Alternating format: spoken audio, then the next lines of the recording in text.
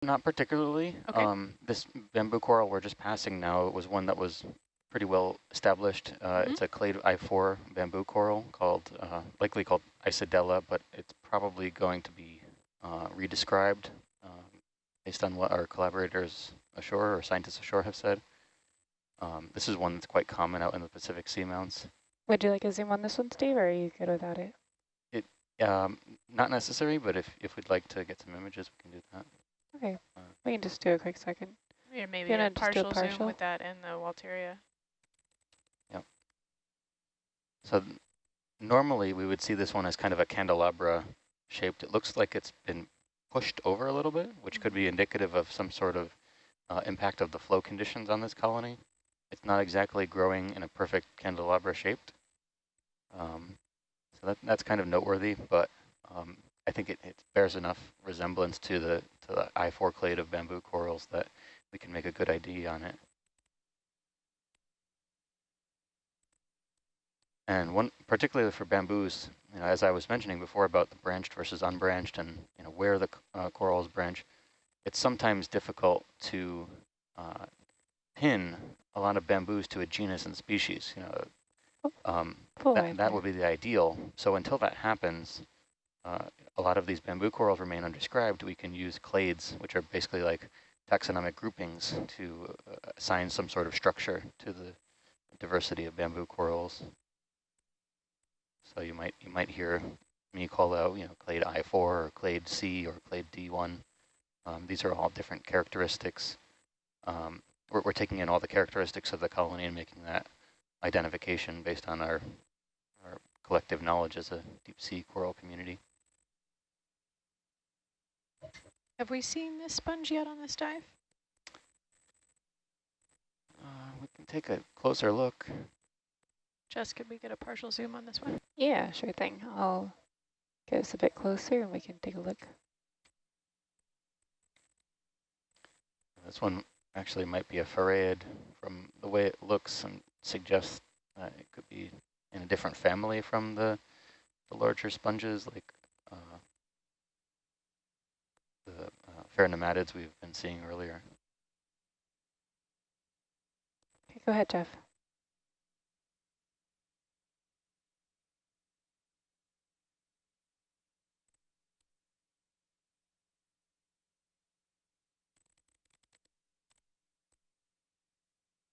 Seems like it's got something on the inside.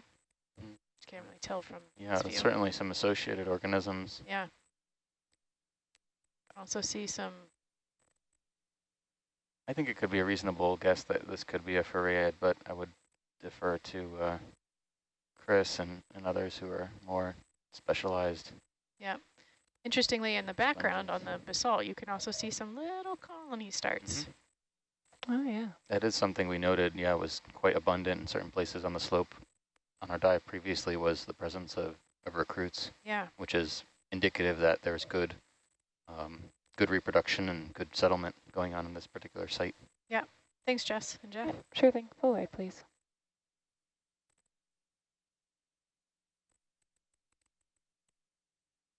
Chris confirms Farreidae is the family and genus, or maybe Dictyocalyx, but at least the family sounds right.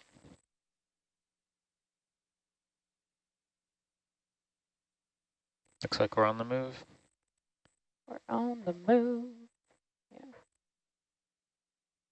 Steve, we have a viewer who's curious how many different species of bamboo coral there are. Do you have a ballpark? What a mean question. Aw. We don't know. Can we get a partial zoom on this while we're going by? Yeah, sure thing. There's a lot of work that needs to be done in the bamboo corals, and there aren't a lot of people in the world doing that kind of work. Go ahead, Jeff. So it's slow going, but it's reasonable to say there are dozens to hundreds, maybe I would say hundreds after we finish describing all of them. But since they're so specialized, thank you. And most of the species of bamboo corals live in the deep sea, it's difficult to say that the more exploration we do and the more sampling we do, the more species we're going to find. I would say dozens to hundreds. Yeah, certainly. It's a great ballpark. Thank you. Yep. But we're still learning how to tell them apart, which kind of adds to the confusion.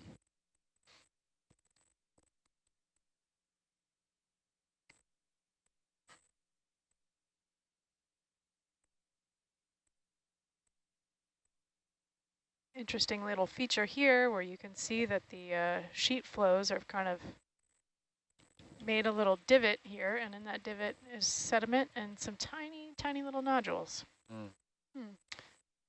Yeah, it's a little patch. Yeah. So Beth, how are these nodules formed again? So over a long time,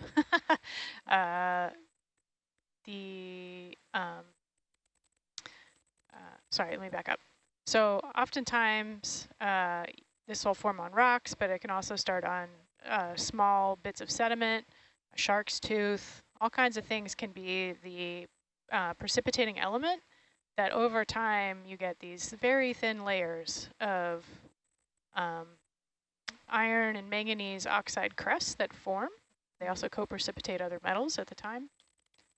And to get them to form, you generally need a really low sedimentation rate so that the crusts have time to actually form and thicken and don't get buried under the sediment. It's actually interesting. I wasn't expecting that we would find as many manganese nodules on this actual seamount. Generally, I think of them as being something that forms on the abyssal plains, but the conditions must be suitable here that they can form. Interesting. And the fact, it seems like a lot of them are kind of homogeneous in size. Right. Is that just, I guess, why would that be? That is a really good question that I do not have an answer to. In some ways, the formation of manganese nodules is a bit of, seems like magic to me. The fact that they're so uniform, they're so dense. You know, why don't they conglomerate? I don't really have good answers for that. The many mysteries of the sea, I suppose. Yeah.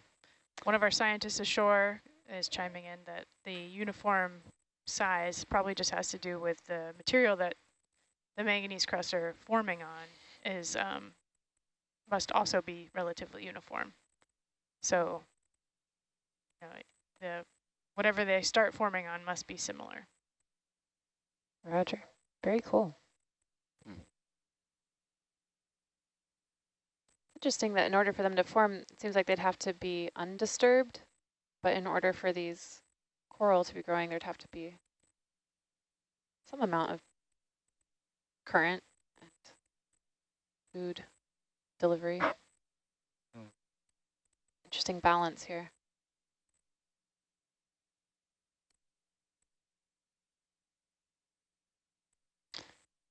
Yeah, if you noticed, just after we passed over that nodule little cutout in the sheet flow, there was a little bump in the topography, and on that bump was a much higher density of corals and sponges.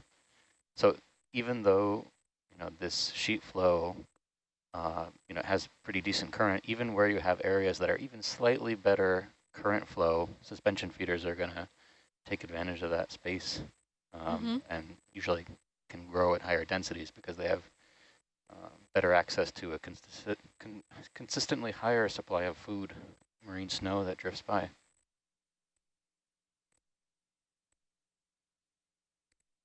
The one thing that I've learned on this cruise was I didn't know that you could have nodule fields on seamounts. I always thought they were abyssal. Exactly. Yeah, I would. Just finding them in these little pockets is really interesting to me.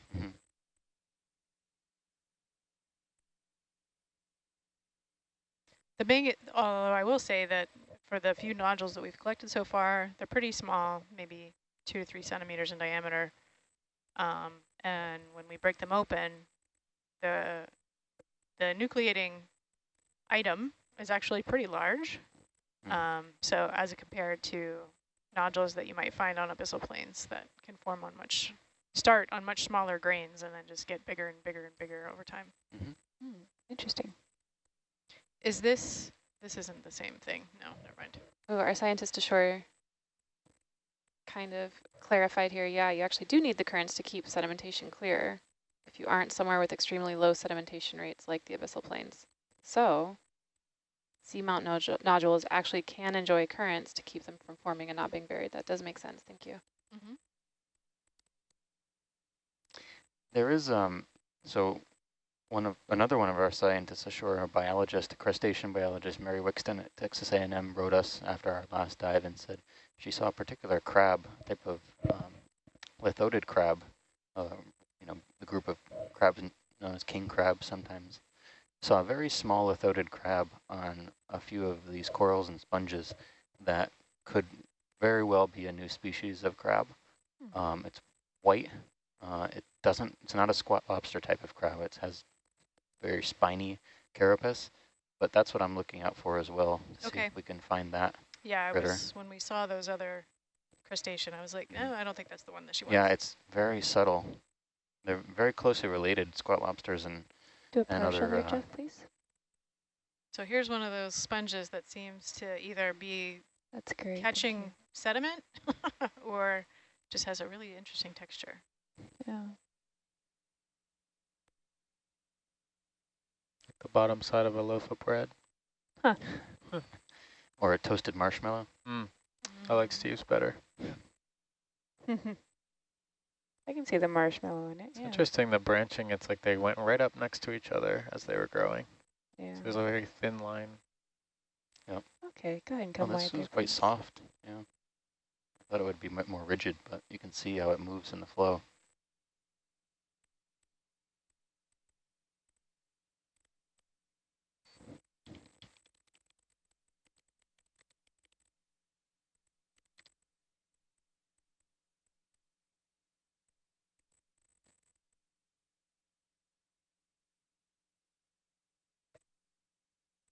Our viewers are glad that you view the ferromanganese crusting and nodules like magic, because it's also blowing their mind. All right, so here's an area that maybe doesn't get as much current. You can see that the sediment drape is a little bit thicker. Kind of like a depression. Seems to be the area around is a bit higher. Yeah, but here we're not seeing the same abundance of nodules, so current is not clearing it out.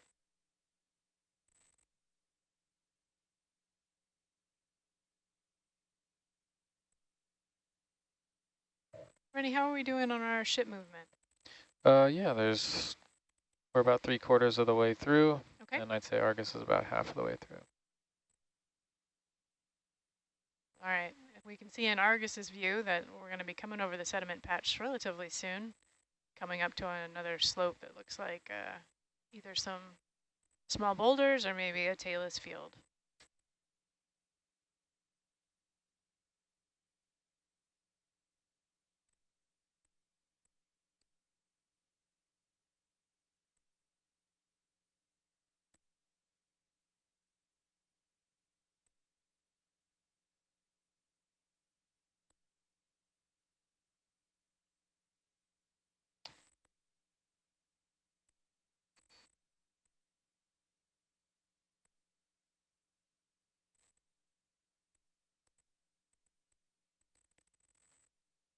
All right, definitely coming into some higher density up here. Yeah, what's unusual is the lack of sponges. Yeah. They've kind of, occasionally you see one or two, but they're not as common. Yeah, compared to our previous dive on this spur, definitely. So something's not favorable for sponges in this area. Seems like there's a large fan just out of our frame to the left. Jess, if you have ability to pivot left for just a minute. Or maybe that's just a rock. Oh, we got a couple big sponges over there. Yeah. Some big sponges here. Oh. Okay, thanks. You can go back to the heading you Okay, had. Argus over this little bump here, though. Yeah, it looks like a little rise here. It looks very distinctive, though, the different Very textures. distinct. Yeah, like there was a sheet flow right over everything, or this is all part of the sheet flow that's eroded away somehow. Jess, do you think we have the ability to sit down in front of this ledge, see if there's any rocks that we could pick up? We're still moving, Okay. but we can sit down for a second and take a brief screen grab if you'd like. Yeah, a screen grab would be great, just to kind of see the structure of this ledge. So we can see in the Argus cam that definitely some layering going on here. Yeah. Jake, can you keep an eye on that sonar there? Yep. Okay. Is this a good view for you there, Beth? Or Yeah, this is great.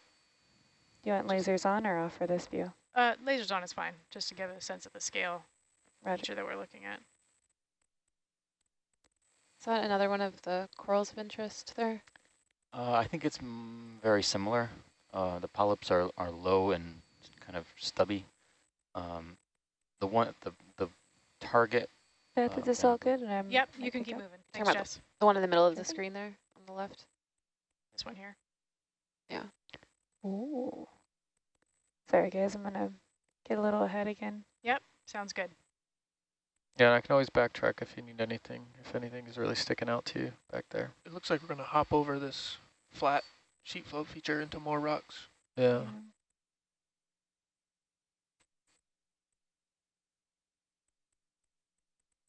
Yeah, very interesting.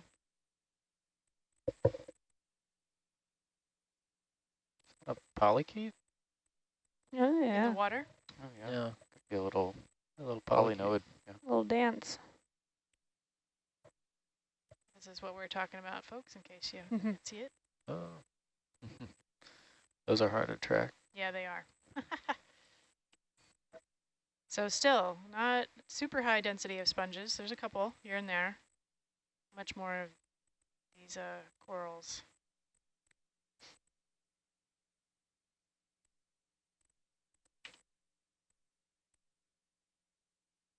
That ship move has settled out, and Argus probably has another 15 meters to go.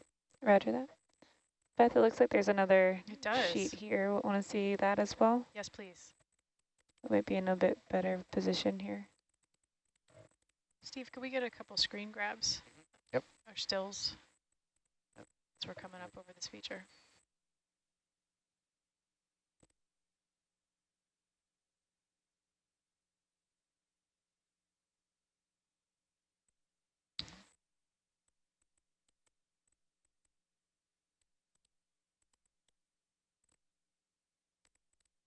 We're running a couple of different types of cameras in addition to the main HD camera. We have a still camera on board that's snapping photos every few seconds as we're moving across the seafloor, and it takes some really nice stills. And then, of course, we're getting captures from this. Look at all these little recruits up here on the sheet. I wonder if those are actually dead bases. Oh, you think? Okay. I saw some earlier, and I was wondering, they're just kind of look like toothpicks coming out of the Yeah, ground. you're right. But they could be recruits. I can't see from here. It's just my gut feeling. All right, Beth, is this a good view for you here? Yeah. And if you could just get a partial zoom closer to the edge there. Very cool. Thank you. You want a bit tighter in on that one so you can see the texture, or? No, this is good. Thank you.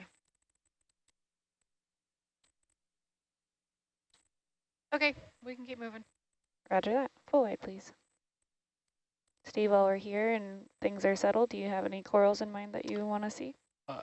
Not particularly. Maybe on the way out we can zoom in those toothpicks at 11 o'clock or so. Looks like there's one right there in the Yeah, there's screen. also one Yeah. right there. Yeah, that's what I'm thinking we're seeing. As we look at them, Beth and Steve, Go ahead and push on in there a on bit. high pack, just want to see which direction you'd like to go. Mhm. We're kind of at the At that the waypoint. middle of this flat bit. Yeah.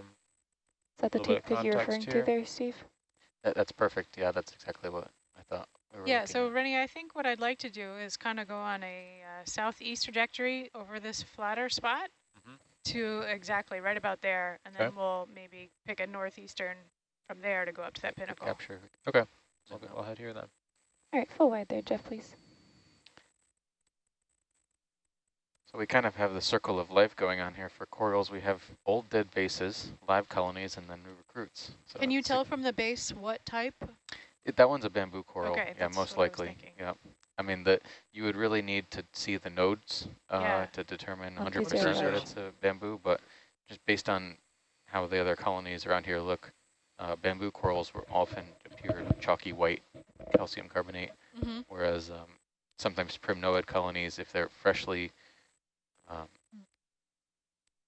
deceased, are they still have some sort of darker color to them, but it depends on the particular colony.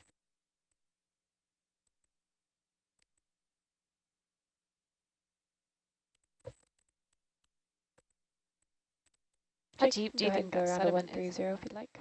130? Yeah. Sorry, I didn't hear what your question, Lindsay. No worries, just looking at that, the sediment there in the crevasse. Just curious how deep it might go. Oh, There's no way to know though. Looking. I was imagining headings and trying to figure out which way we're oriented.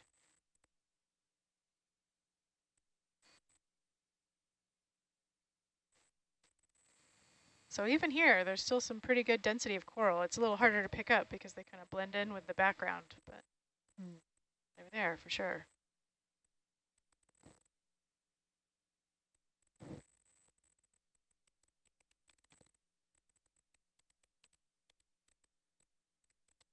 Jeff, can you bring up HiPAC on channel 3 for our audience? So you can see here, for those who are not familiar with this, this is a view of kind of the underlying bathymetry with the ship, Argus and Herc, indicated here. So the ship is obviously in green. I believe Herc is in pink and Argus is in blue. So you can see they're both kind of hanging out just under the, after the ship. And we're kind of, you can see here that we're in a relatively flat spot. Those contour lines are pretty far apart from each other, which kind of matches what we're seeing in the camera. And so we've just put in a move to bring the ship in a southeasterly direction. So we'll continue going over this kind of flat ridge before we start heading up to a pinnacle off to the east. Thanks, Rennie and Jeff. Dealer's choice is what you want to put on next. As long as it's not this camera. Jeff, you want to zoom in on this lobster crab looking guy? I guess we can't really see, but he's not white, is he? No. No. This is a chirostylid. The one we're looking for, the loaded, has very stubby claws. Red. Yep. Okay, full white. Arms. Yeah. Chirostylids, and yeah, these are typical inhabitants, associates of coral colonies, or basically any type of structure that's tall, because their long arms allow them to catch things like food that floats by the coral colony. Lithodid crabs only have 3 pair of walking legs, is that right? And then the claws, and their 5th pair is retracted or reduced. It's one of the characteristics.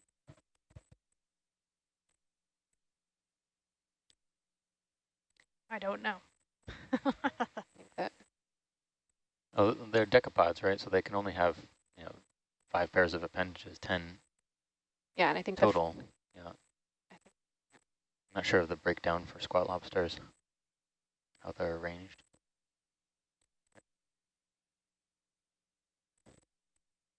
As a small side note about decapods, I always laugh when I'm in Maine and I'm seeing a cartoon drawing of a lobster and it has 8 legs. The wrong number of legs, yeah. Yep.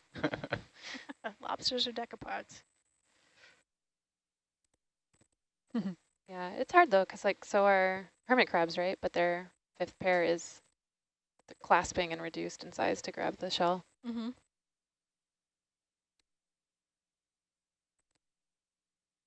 Can we get a partial zoom on this as we go by? Sure thing.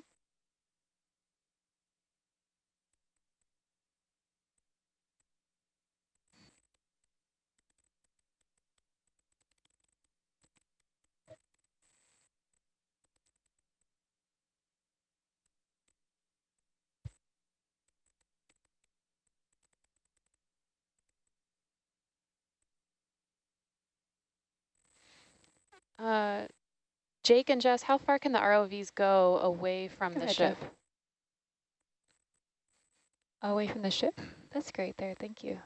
Argus is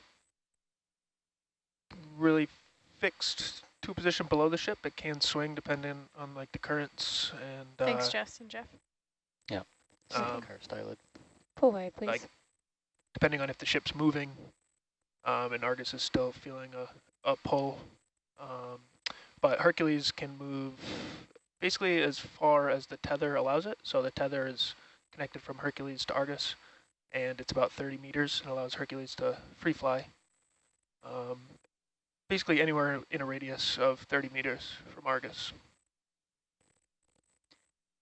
Yeah, we have in deep depths, I think around 3,000 plus meters, 3,500. The layback as we are streaming along, Argus can be as far as like 400 or 500 meters away from the ship in the XY plane. And we can also, believe it or not, Hercules is has strong enough thrusters that you could pull Argus a little bit. Yeah. About maybe 100 meters or something. If we were stationary, about 100 meters away from the ship. So we can see both in Argus's cam as well as now coming into the right side of the frame in Herc's cam, another one of these little sediment depressions with tiny little nodules on top. And this looks like it's relatively expansive in the Argus view.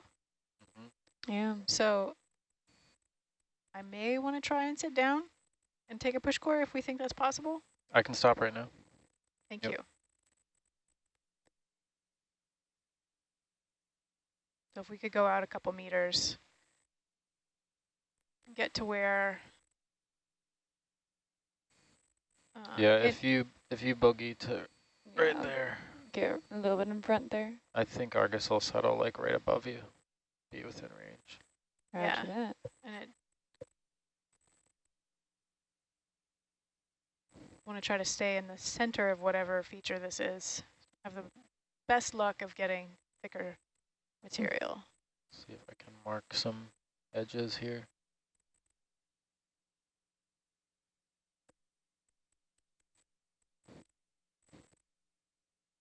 It is very expensive, this field, yeah. Big nodule field. It looks like in the high pack view that there maybe is a small little saddle here on this side. So maybe that's what we're looking at. So Jess, whenever you feel like you have the ability to sit down, where you think Argus will settle out. Roger that. Yeah, I'll get a little bit ahead and then. Okay. You can see in Hercules scanning sonar, it's looking pretty Yeah. flat for a while. Right. Yeah. Oh, this is a sad sponge. Somebody tried to establish on the nodules. It's been here for a Did while. okay, though. Look at that hold fast. Yeah. Little lobster. Somebody hiding under the bridge. Yeah. Gonna do a sneak peek while we drive by. Okay. Yeah. Go ahead there, Jeff. Just a quick one. Who do we got? Yeah. Oh, crabby. Oh yeah, squat lobster Crab. in there. That's a cool hold fast. They went for horizontal development. Had to. Oh, wide, please.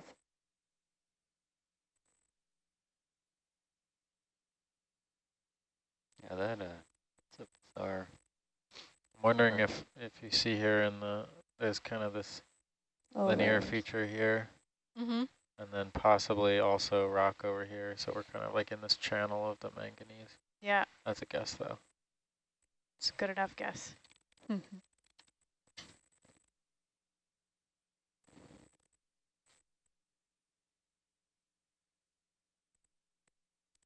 I don't think Argus will move too much from here. Roger that. Okay, yeah, you're right, Rennie. Now we can see it just in the top right of Argus's cam that we're coming up on another little tongue. So this would be a great spot, Jess. Okay, sure thing. I'll sit down, face the slope and sit down.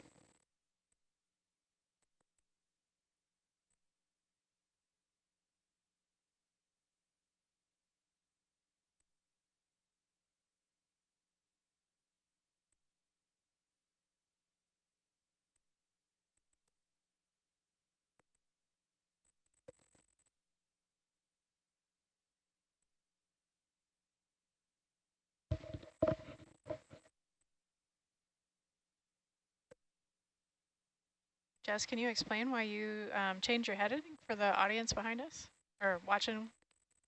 Yeah, I just want to see what's like a little bit of a relative rise. Yeah.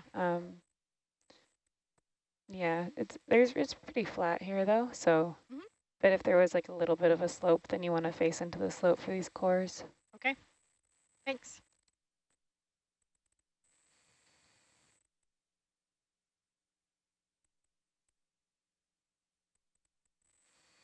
This was my guess as to the highest slope here. Yeah, it looks like it. Go ahead and push on in there, Jeff.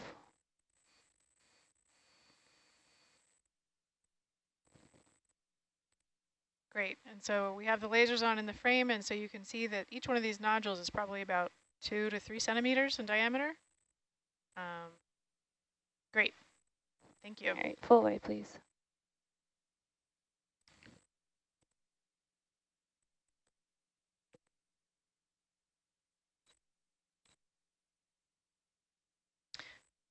And Jess, if you want to try that little trick of putting the manipulator hand in to see how deep it is, we could do that. I'm not sure if you want to do that with the coral cutters on. The last time I saw you do it, I think it had the paddle grips on, but yeah, let's do it. Might just be a way for us to know if we're going to get refusal before we try. I like that. I like it. Yeah, let's do it. Yeah, so it's been challenging since these are too shallow for the core cylinders. Do they make cores that are designed for shallower sediment? It's not really, so no, the answer is no. This like 12-inch size is kind of the standard that is used. And it's really more about, you need to get a certain length to have enough friction in the core to hold it in there. That's good there, thank you. And especially for these kind of sediments that are not very consolidated. All right, so we'll look down a little. So we're going to do a little test to see how deep we think it goes. So that's just pushing on it. So now we'll blender it. It's kind of nice having the coral cutters and there's the joint isn't at risk of getting too sedimented. Yeah. When you by poking and stuff. So I think that's about as far as we'll go. Okay. So yeah, that's not much. Not very deep. So yeah. I think I'm gonna have to just give up my dream of getting a sediment core. More? There might be a little more. Okay. Let's get myself out of here now. Don't get stuck in there now. Yeah. Reverse. I like that you reverse directions to go back. What is the length of the fingers on the coral cutter? Maybe against the lasers? Yeah, I'm looking at the lasers. Yeah, let's see. Oh, well, here's a cloud for you. Yeah. Maybe 20 centimeters? Yeah, okay. 20 centimeters. Yeah, so let's give it a try. Okay. Since it went all the way up to the top of those, why not? Too bad we don't have that similar action in the full white, please. In the cores, but like the drilling action. Yeah, that can be a cool Put a innovation. Put threads on it. Let's clean myself off here real quick. Actually, on Papahanaumokuakea cruise in NA101, which was in 2018. I believe that was a cruise where we had an engineer from JPL, NASA JPL out, who was developing a rock grabbing tool. I may be wrong about which cruise that was, but I thought that was the one. And It was basically this, something that the ROV manipulator could grab, and there was a trigger on it. There, I think, yeah. And had these kind of 16 spikes that came out in a grab, and you could kind of get a grip on uneven sheet flow and like surfaces, nothing too smooth. But I think the eventual goal was to be able to grab, well, firstly to grab with one arm and then be able to steady yourself and do something with the other arm, and or have that same grabbing tool have a drill element to it. So you could actually get a core of a rock. That'd be really neat. That was developed not only for ocean exploration, but kind of long-term goals of ocean world exploration with different moons. That wasn't a good grip, was it?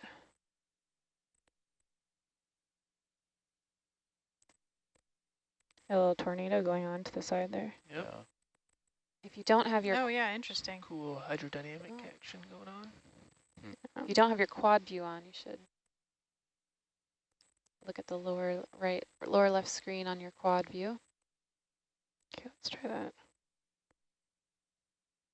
So that's for my vertical thrusters, and means that I'm thrusting a bit.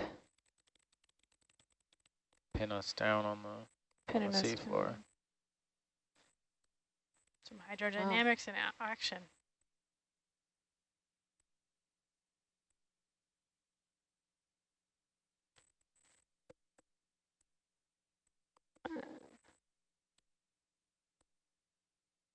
Still a little bit of sediment cloud in this one, huh? Yeah. Yeah, they tried on the last shift. Oh, did they? To get me a core, but it was way too thin.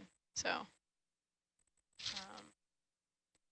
yeah, so Jess, if we could get to the left side of the little sediment patch there.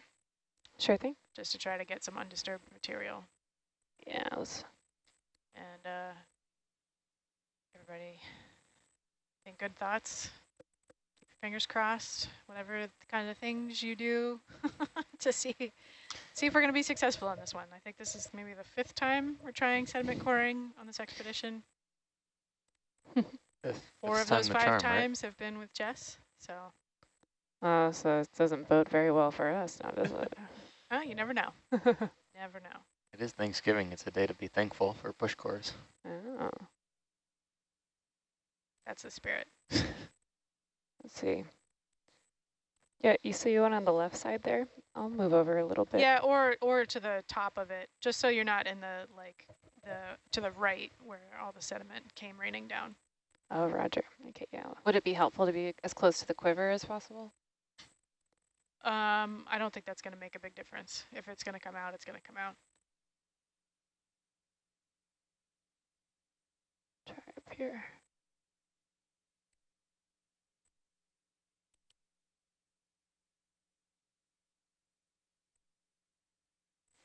Somewhere around here okay for you, Beth? Yeah, can we get a partial zoom? Go ahead there, Jeff. Before I disturb it? Yeah. Gotcha. That's great. Thank you. Sure thing.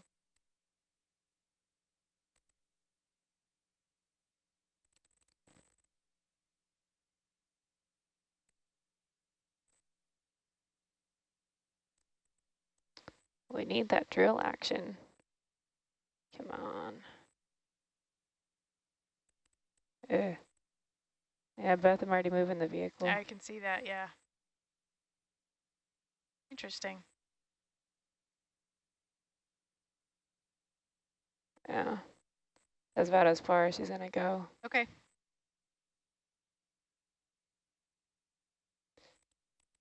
See if something stays, I suppose. Going a little bit. And come full wide there, Jeff.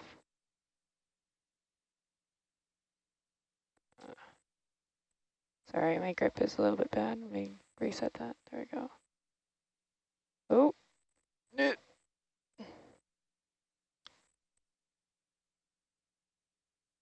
Oh, man.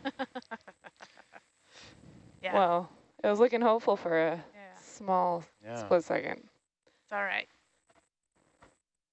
Okay, we can go ahead and stow that, and we'll keep a move on. Roger. I'm going to call that move in shortly once we stow it. Okay. But Jeff, whenever you are done with all your sample magic, I've pulled up on HiPAC 1 or HiPAC plan the image of that rock grabber that we were using. And funny enough, you can see some of the same creatures in the background as we're seeing here. And so that was a different section of the monument, but Oh, I see. Okay. including the toasted marshmallow sponge. It's a crazy rock grabber. Yeah, it was pretty cool. It looks like something out of Alien. It's like a transformer. Yeah, there's a special collar as a actuator.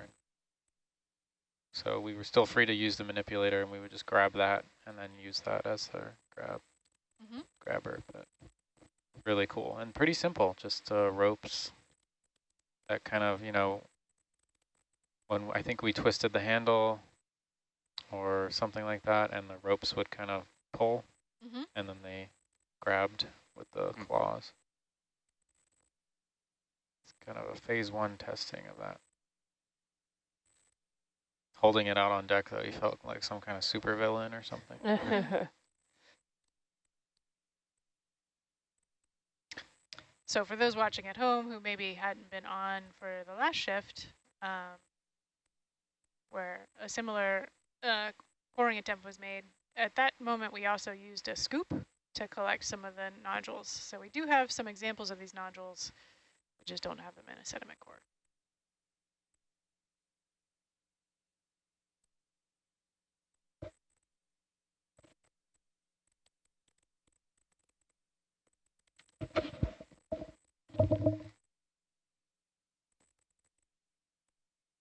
So we're 5-0. Is that the record right now?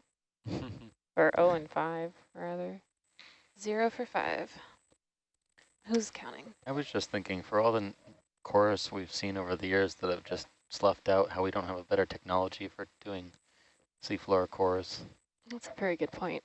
I mean, other than like ship deployed, you know, very Alrighty.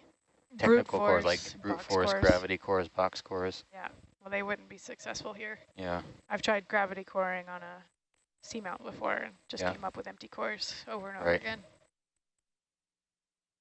I mean, what kind of precision do you have? Not much, right? You don't really have a lot of choice about where it lands. You're hanging it off the back of the ship. It's experiencing heave. You're just using sound to see when the bottom is coming into sight. And then you speed up the amount of cable you're laying out until you see a lot of tension. And then you pull it back up. So it's really blind. Yeah. I feel like that's an area we can improve upon for the cores we take. We've been using the same old acrylic for years.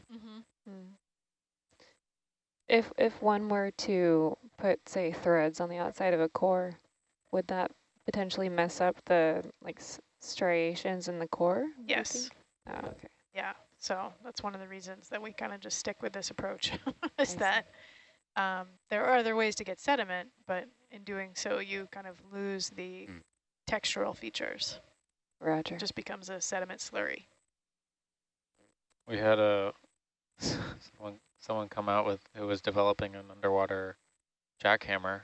I think with the intent of, you know, multi-use, but one would be, you know, you might be able to get that core down deeper with this tool, but it needed some work.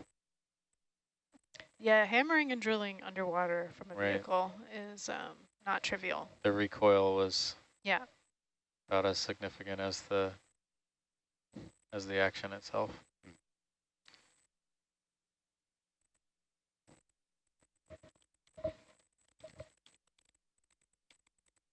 Every reaction, equal and opposite reaction.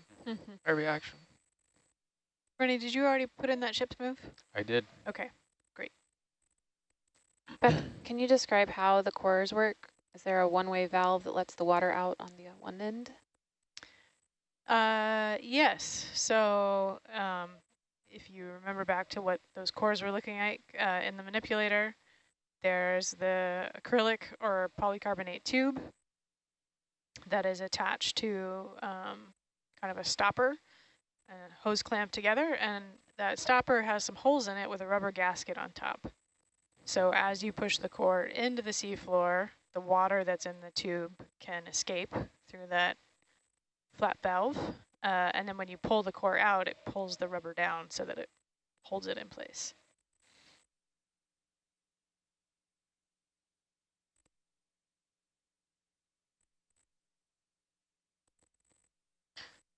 This might be the most extensive nodule field I've seen on this cruise so far. I agree. Yeah, it's quite spectacular.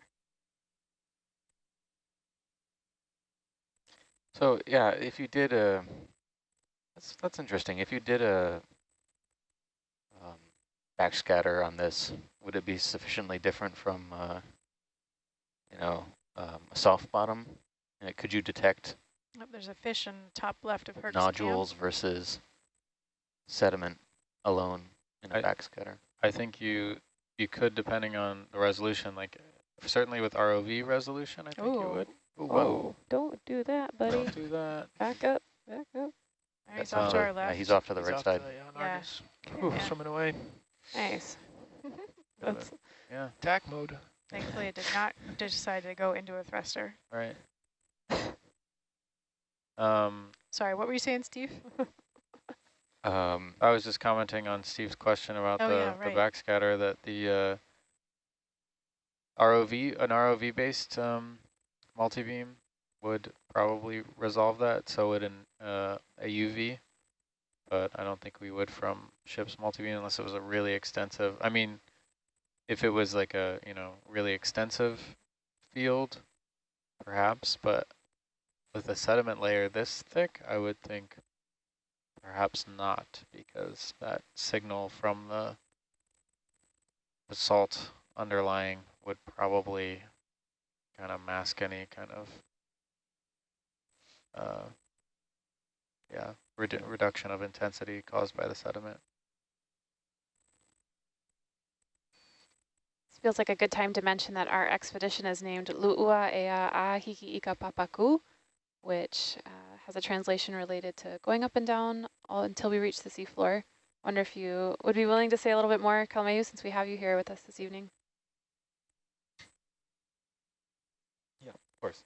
Hello, everybody. My name is Kalmayu. I am the Olel Hawaii or Hawaiian language liaison for this trip. And as Lindsay was stating, Lu'ua Ea Ahiki Papaku is one of, Lu'ua Ea Ahiki is basically part of the series names that was given to these expeditions for this season, or for the expeditions into Papahanaumokuakea. Just wanted to acknowledge the cultural working group, who is the cultural advisory group for the monument. And so in discussions and planning for the expeditions, the group decided that it would be best to maybe keep it to sort of like just a description of generally what we're doing. So like you're saying, right? Lu'ua Ea, Lu'u to dive, Ea to rise back up, Ahiki basically meaning until reaching a certain point. And then for this specific dive, I believe it was the Papaku, and the Papaku is a general Hawaiian term for the seafloor. Thank you. Yeah, so this is the second cruise in a series here, but the first one with ROV dives to actually see the seafloor. The previous expedition, which was a bit north of this area, was using multi-beam mapping to image seamounts that are part of the Liliuokalani Ridge. And those will hopefully be visited with an ROV in April of next year as the fourth cruise of this series of expeditions here in the Papahanaumokuakea Marine National Monument.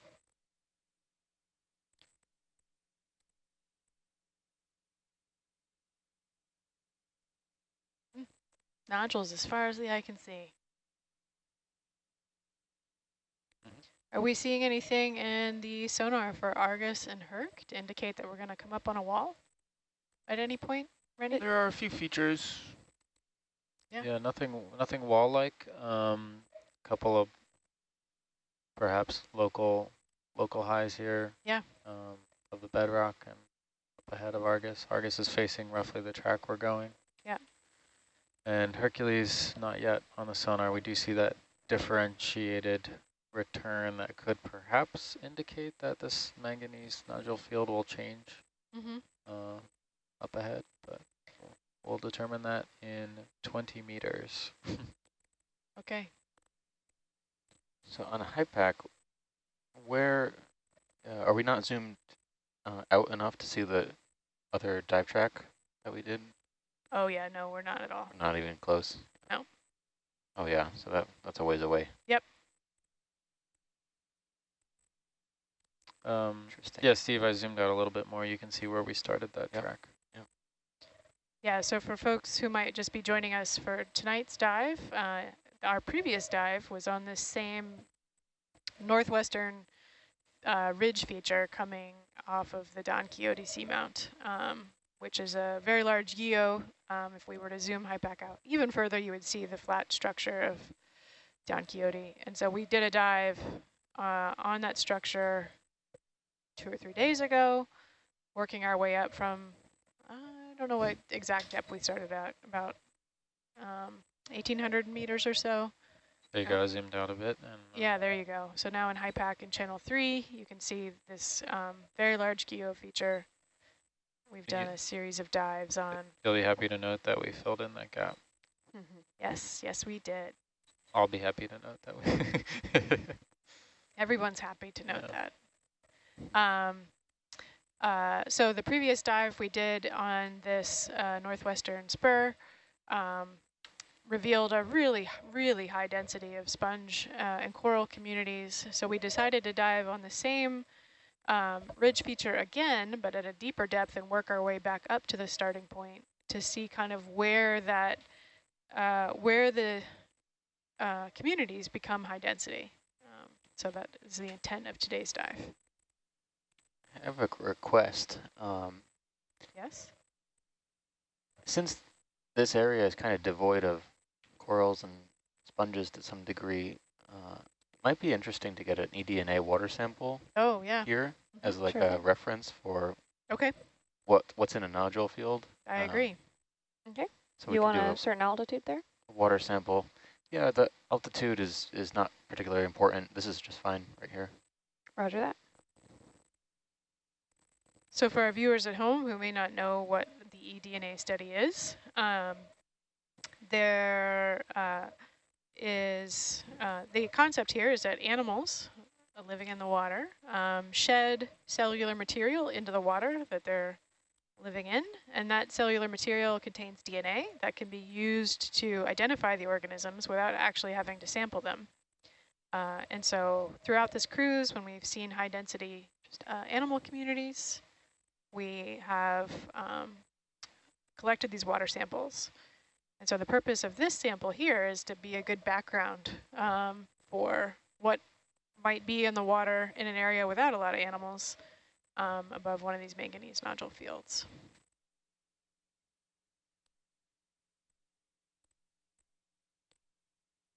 Is this dealer's choice? Nothing has been collected yet, right? No, nothing's been collected yet. Yeah, so that water will be collected using a Niskin bottle that's mounted on the side of Hercules here. You can see the triggers for those Niskin bottles to be deployed are color-coded, and the manipulator arm gets to pick. Yeah, and in channel 3, you can see the side view of those Niskin bottles that are open. And once one of these triggers gets pulled, one of those caps on the top will close, as well as the bottom cap, and we'll trap the water inside. Okay, got eyes there. And 6 is fired. 6 is fired. That is sample. In case you want to log it, it's 2.5 meters altitude there. 2.5 meters. Great. Sorry, Steve, what was that sample number? 089. 089. As Jess is stowing this, you can see in the Argus cam that change from our manganese nodules to a different type of substrate. You want to pass it around?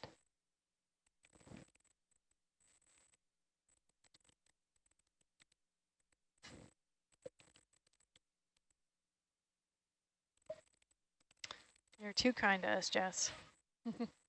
I'm just curious about the suitcases of chocolate bars that Jess has in her room. Oh, yeah. I stash it in my jacket pockets on the plane. Makes it lighter carry on. Yeah, it's being depleted. Heavier jacket, though. We're also, yeah. In cards, I'm losing chocolate, though, so it's really, we might be running dry pretty soon. Steve, for that lithodid crab that we're kind of keeping our eyes out for, do you remember what it was associated with the 2 times we saw it? It was associated with dead sponge, like dead sponge stalks. Oh. That's quite an interesting interface here. Yeah. Looks like some sheet flow that's fractured.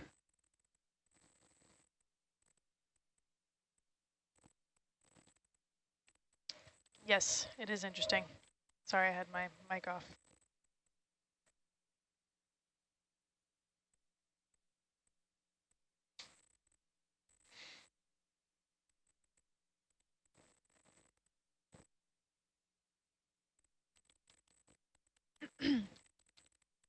So again here where we see these pillow basalt features, not seeing a ton of animals as opposed to when we see the sheet flow features. So whether that's due to the composition of the material, the stability of the material, the current movement over the material, to be determined.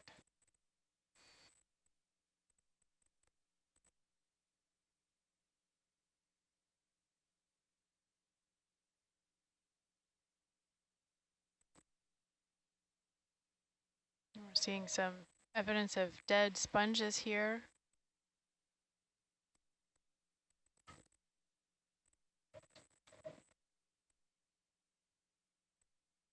Oh, what's on that bamboo colony there? Can we get a partial zoom on this, Jess? Sure. Some sort of animal. Yeah, see what kind of associated. Again, we're seeing some of these stalks, dead stalks, off to the left too.